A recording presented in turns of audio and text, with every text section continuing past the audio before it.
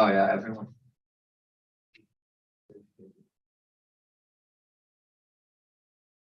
All right. So as I was saying before, I remembered I forgot to turn on this to record. We are going to start on the last thing that we have to cover before we are done with the content. There is a project and a test still coming your way, so don't think that we're finishing the semester early. Not happening. So that doesn't happen. That's just a figment of the imagination. All right. So last class we talked about strings and lists. I think you all got a pretty good handle on it by the time we turned it in. If not, feel free to send me some more questions. I did get some questions kind of late in the cycle, and I had quite a few people that have the flu right now. So if it gets turned in a little late, like 24 hours or so late, I'm still going to grade them. This one time as my gift to you. This is Okay. So we iterated through collections and we did slicing and stuff like that. So the new thing we're going to talk about is files. So we've done all sorts of things with computers. We've manipulated code. We've done things. Now we're going to talk about how to read data in from a file and manipulate that data. And we're going to talk about how you read in, read out, and things like that. Everybody good? Okay. So we used the image files before. We had them read in and we used them in our project, but we really didn't talk about how all that worked. You just took it on faith that it would work because I told you it would, which is great because it did. We are this time going to talk about how to do data. We're going to use very simple files. Now, if you've ever paid attention when you're using software, there's all sorts of different file extensions. Those file extensions tell the computer what program they need to open, right? So Word and PowerPoint definitely have their own own extensions. If you see PPT at the end of a file name, you should all go, huh, PowerPoint, right? You see .doc or docx, you go, huh, Word document. Or at least I do. Maybe I'm crazy. So Notepad usually gives you a TXT file because it's just basic text. So the file extensions tell the computer which application to open and basically what format it's going to be in.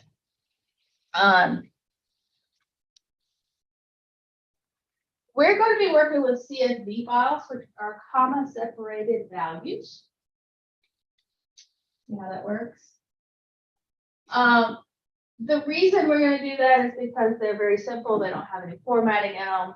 IDLE can open them up and we can do stuff with them without having to worry about the extra formatting stuff in the background. You can take a Excel document and other databases and save them as CSV files. It takes the grid lines and stuff out. It just puts all your stuff one row at a time into a text file with a comma separated each piece of data. Is that like a doc stream? No, it's like a comma separated values file. It has that. It's not specific to Python. It's like having a notepad open. This is something you could open a notepad on any computer. If you're talking about a database file, each line becomes a record or a row from the spreadsheet or the database. Each piece of data has a comma separating it from the next piece of data. This comes in handy because we now know if we're using some of our collection stuff, that we could split the data on that row everywhere there's a comma, right? So we could tell our string, if you read that whole row in as a string, we can use our string commands, find the commas, and pull out the data we need. Does it sound like something I it's gonna make you do? Yes. Yeah. File extensions are TXT or CSV, but it doesn't always have to be that. There are some other formats that are comma separated fields. These are just the two most common, and we are going to be using them moving forward for this project or this assignment. Bradley's having issues today. So in this example, the first field, oddly enough, is a date, right? The second one is some random piece of data that we have no idea what it is because we don't have any indication what the headers were. And then the second piece of data is the same thing. It's just random numbers. So usually when you read in a comma separated file, the first row is the header information. And you have to go back and look at it to figure out what each one's supposed to be. Spreadsheets are so much easier than trying to do it this way, but it's a great teaching tool. So files have paths. It's kind of like giving an address to the memory in your computer. It's the directions to the computer and how to get there. So in this example, would have been better if it was a long string. This is all one path to a file. This right here, starting at C:, let's go back, all the way down to .py is how you find one particular file on your computer. Now we have this great visual file management system built into Windows now or Mac OS where you can open up File Explorer and you can just go clicky click and you find it. But the dark ages of computing, we used to have to actually type these things in. When you're programming, you sometimes have to put the path name in where your program knows which folder to go get the information out of. So when I had you guys put all of your pictures for project 2 into a specific folder, I did that where you didn't have to put in the path name for your program. Because most programs assume that if there's no path name, which is file name, that it's in the same folder that it's currently in. So this one, I know by looking at it, it's stored on the C drive, which is usually the main hard drive in your computer, where Windows and operating systems are. I was just gonna ask, like, if you didn't have it in a folder and you had to call the name, is it a function that you call file name?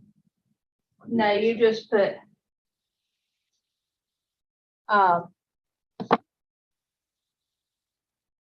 just have to put the path information in front of it when you call the file name. A couple people figured this out when they did their projects. So you do have to call it. No, you just, instead of putting in infinityword.gif, you would do C:/ document / whatever in front of the file name. So in this case, C:, that tells me go to the main hard drive, look for the classes folder, look for the 1300 folder, look for the homework folder inside of that folder, then look for the PI file. So classes is a folder. That folder has another folder inside of it. And then there's another folder inside of that one before I get to my actual file. And it can go on for a long time. So if you have documents on your computer that's auto set up by Word, right? Not Word, Windows. You can create your own folders inside of it if you vote with things. I like folders because it's how I organize my life. So if I was a student now, or when I was a student in the past, I would have a folder for each class that I was in. And I would make sure that I saved all of my homework and all of the notes and all of the stuff I needed inside that folder. And if it was a very in-depth class, like a computer science course, that folder would also have folders inside of it to divide it up into, hey, these are class notes, these are homework, these are things I need to do to build my programs. So file structure, if you haven't figured out file structure and you're a CS major, spend some time figuring out file structure. You're gonna need it. It's gonna come up a lot moving forward. But the more organized you are, the better you are in the way my brain works. So this one says the same thing, except it's spread out a little bit better. Main drive, if you're using a thumb drive, the letter won't be C. It'll probably be D, E, or something like that, depending on how many hard drives you have attached to your computer. Some computers have more than one hard drive in them. Some of them have a traditional hard drive in them and a SATA drive in them. So, solid surface drives. I've had so many USB devices plugged into mine. I have an external hard drive. I have 2 internal hard drives. That my USB comes up usually like F or G. So the letter just increases every time you attach something else, a storage device to your computer. But typically, unless somebody has specifically changed it, your operating system runs on the C drive. C by default is usually your main hard drive. And you're going, why C? Because originally in older computers, A and B were assigned to things like floppy drives, things like that. If you have a CD-ROM in it, it's usually D. So A and B have been assigned to some sort of storage built into your computer, or things that you don't think about much anymore, unless you're a computer engineer. So you can shortcut this. If you see a dot in front of the slash, that means go back one folder. You see, no, I'm sorry. If you see 2 dots, it'll tell you to go. It tells the computer to go back one folder. This dates back to the old DOS command line system. You guys don't do a lot with that anymore. So dot slash says I'm in the right folder. 2 dots that go back a folder. I'm gonna tell you the truth. It's honestly easier if you make sure all this is in the same folder and you don't have to get a whole lot of file name. Right? It also saves time if you're doing a lot of access. You're having access files a lot in a huge database. Having the file name spelled out with all of its path speeds the process up just a little bit, and having the process you're running near or in the same general location as the data also speeds it up. In every file record is just nanoseconds, but an example, my computer at home is having problems. So it's constantly accessing my hard drive while programs are running. Now, each access only takes milliseconds, but when it's doing it for every command, it slows everything down. So I have noticeable lag in my online games because for every refresh of the screen, it's going to the hard drive. Why? We don't know for sure. We think my hard drive, we think something's failing inside my computer, even the motherboard's failing or the hard drive's screwed up. It's 7 years old, so it's time to fix it. We put some new RAM in it, it helped a little bit, but it hasn't alleviated the whole problem. If you do have a computer that's got too little RAM in it, it will absolutely access your hard drive to replace that RAM. So if you have a really laggy computer, check to make sure your RAM's switched. Anyway, I got off topic, sorry. So we're gonna talk about open and closing files. There is actually a command called open that we're going to use to open a file. And guess what? There's a command called close. You should always, after you finish using a file, close it. Will your program run if you don't close the file? Yes, but you're using up resources that could be freed up for something else. So closing the file basically just cleans up or ends the process in a way that doesn't have your RAM being utilized. Because if you leave it open, the computer thinks, oh, she might need that again in a minute. So I'm gonna just leave it here. So what you do when you open a file, and if you click the link here, it'll take you to the documentation for open. And you can find out what all the different things you can do when you open a file. So we normally use the default, which is read, means that we don't want to actually change the file, we just want to read it. W actually opens it in a way that allows you to write to the file. So you can make changes. The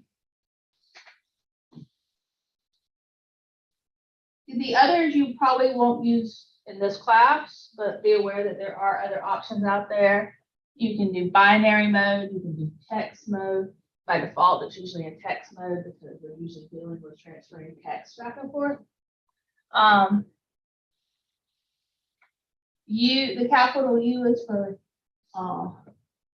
universal new line. Depreciated. What does depreciate mean? It means that it's not used anymore. They're in the process of taking it out of the language. So anytime you're reading documentation, you see depreciated. That means it's the old way of doing it. There's a better way of doing it, and most people aren't using it anymore. But it is prevalent enough in older code that you might need to know what it means. I'm telling you, you should probably not use it in new code you're writing. But I didn't go over all of them, but they are there if you need them. We're going to use R and W because we're going to read from the file, and at some point we may write from the file. Those are the two most common ones that are used. So if we go back to our slides, this is setting up a variable called step data. So it's how many steps, I'm assuming somebody took in a day. I don't know. I'm making this up as I go because I don't really know what step data is for. That makes sense to me because everybody's got a pedometer now on their phone or their Fitbit or something. Don't the Fitbits track it by like its movement though? They're not accurate. Yeah, that's what I'm saying. Your phone tracks it also by an algorithm on how you're moving too, so that they're really not accurate. I mean, it's best guess. 50,000. More of a activity monitor than actual steps. I had a teacher in high school who hooked it up to a real, he coded it or whatever. It just rotated with its Fitbit on it because like all the teachers, like whoever got the most amount of steps would win a prize, and all day you'd have it get out. Super. Nothing like teachers teaching you how to cheat creatively. No. Sorry. Stop distracting me. Let's go through this. So we are going to use the open command. We put the file name in quotes as our first parameter. We use a comma and how we want to open it as our second parameter. So this is where the R or the X goes, right? Or the W or the U or whatever we're doing to it. In our case, we're going to read the file. Because we don't want to change, we don't want to go in and cheat the system and change our steps where we win if that's not accurate. After we've done everything we want to do with the file, the last thing in the function dealing with the file or the program dealing with the file depending on how you coded it, is we want to close the file. And close doesn't need any parameters, you just want to close. Now, if you have multiple files open, That's why you're gonna get each file is on variable. Oh. So the variable is uniquely for that file.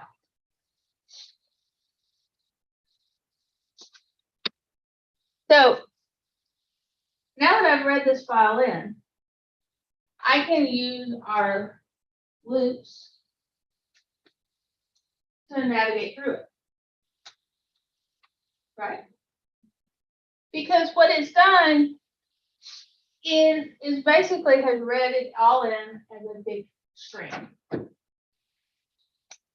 Big string of characters, and certain characters we can use as delimiting factors. We can use it to break up the data.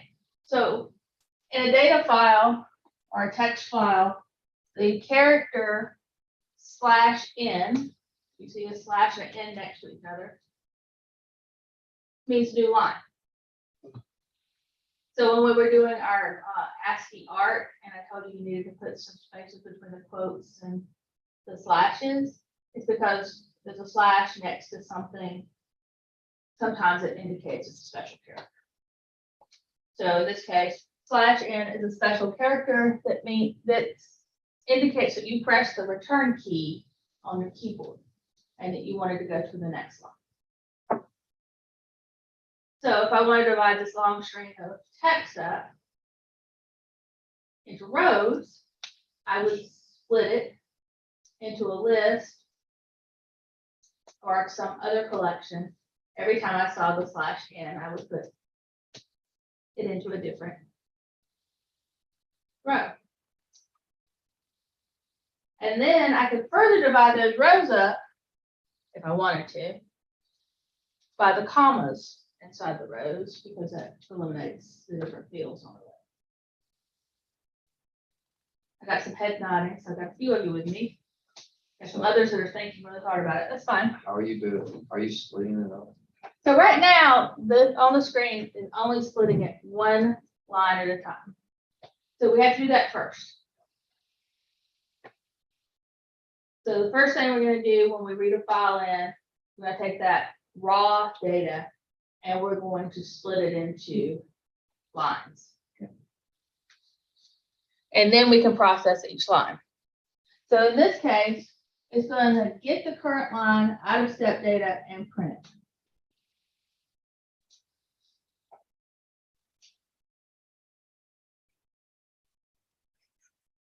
Right?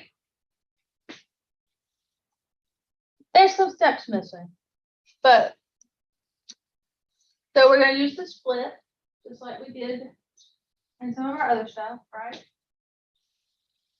Like when you're splicing a string? And when you're splicing strings or splitting strings, because oddly enough, it's a string, so we're going to split it. So we're going to split the string. So in our case, we want to split, if we just have one line at a time, we want to split at commas. And that gives us the individual pieces. If we had a whole big data set and we hadn't broken it down into rows, then we might split at the special character for return to break it into rows.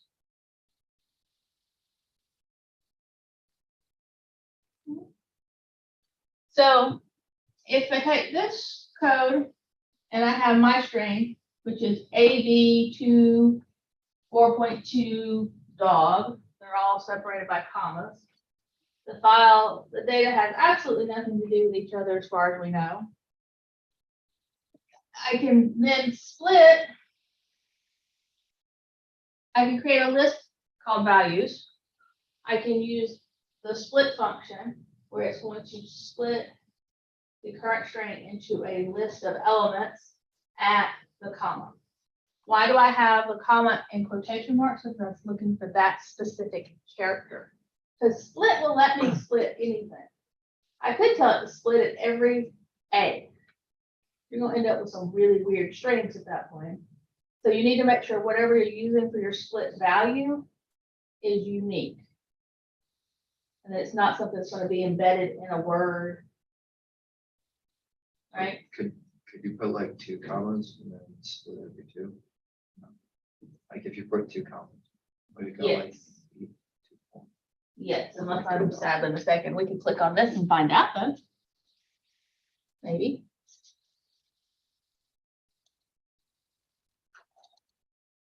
Maybe not. Okay, that one doesn't work today. You go into the doc files. I don't know why it's not opening. Because it hates me, I guess. Oh, maybe it did. It did. It opened it behind the screen. If you go in here and found split, it'll tell you exactly what you can do with it.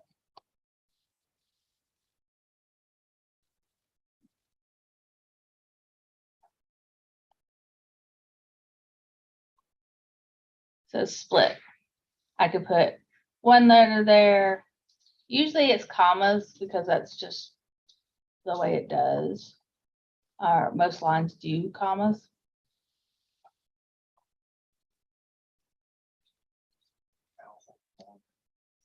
I know exactly what they're saying. Yes, so you can put a string in there. It can't be more than 1 character. Because it says right here that it is a string.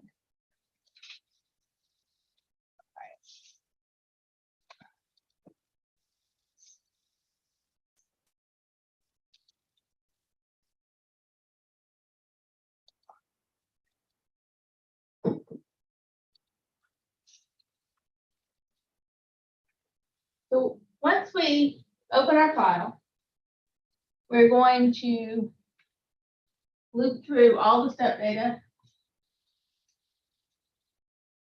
It's going to get the current line because the way we read the file in, the new characters are already there. So it knows which one's a line, right? Then we're going to take values, which is going to create a new list of data. Each piece of data on that row is going to be an item in our list.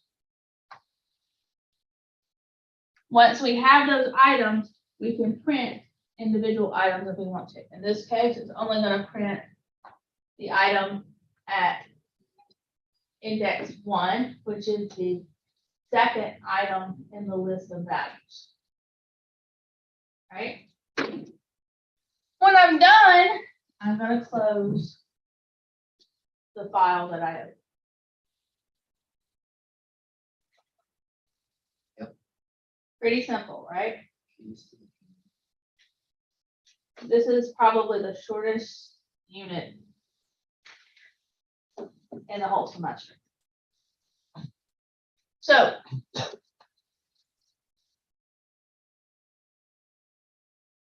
you also can build up a list of just certain data.